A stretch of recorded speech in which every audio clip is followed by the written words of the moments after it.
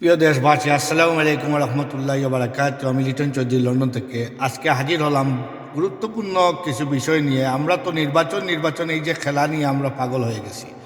তো প্রিয় দেশবাসী, এই পাগল না হয়ে আমরা যদি বাংলাদেশের ভালো দিক চিন্তা করি, আর আওয়ামী লীগের যে শেখ হাসিনাকে যদি আমরা বাদ দিয়ে বা শেখ হাসিনার পরিবারকে বাদ দিয়ে, কারণ এরা তো রাষ্ট্রদ্রোহী করেছে, রাষ্ট্রকে ধ্বংস করেছে, প্লাস ওরা বাংলাদেশের কয়েক হাজার লোককে মেরেছে, অন্ধ করেছে, পঙ্গুত্ব করেছে।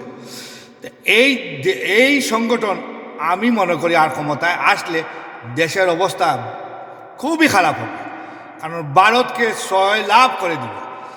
প্রিয় দেশবাসী, এই নিউ সরকারকে আমরা ক্ষমতায় রাখতে চাই যে কোনো উপায়ে, বাট আমার মনে হয় যদি দেশবাসী সব এক হয়ে আন্দোলন করে আবার রাস্তায় নামতে হবে, আমাদের নেমে নির্বাচন আমাদের দরকার নেই।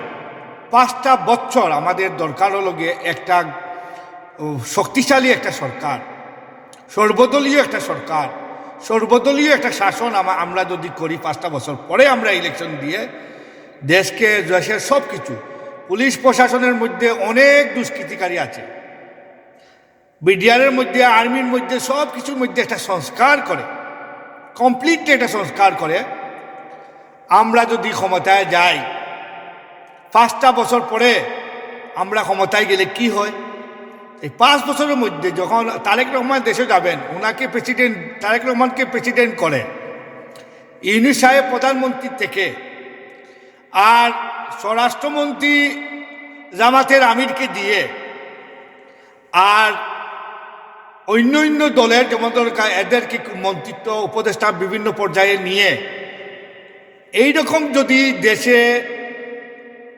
গভর্নমেন্ট 5 বছর থাকে, এরপরে একটা ইলেকশন দিলে আমার মনে হয় অনেকটা ভালো হবে।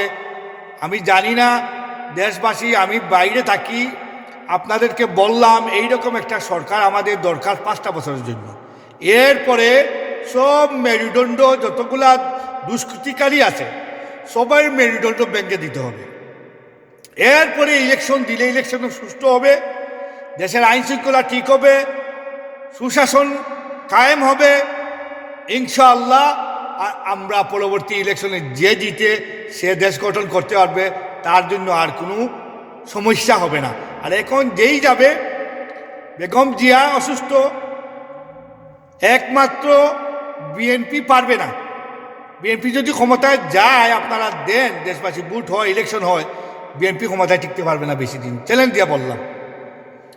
এরপরে বেনিফিট হবে ভারতে গেম খেলবে। এরপরে হইল গিয়ে আপনার আমরা কি করতে হবে, এটা আপনার দেশবাসীর কাছে আমি চললাম। Thank you.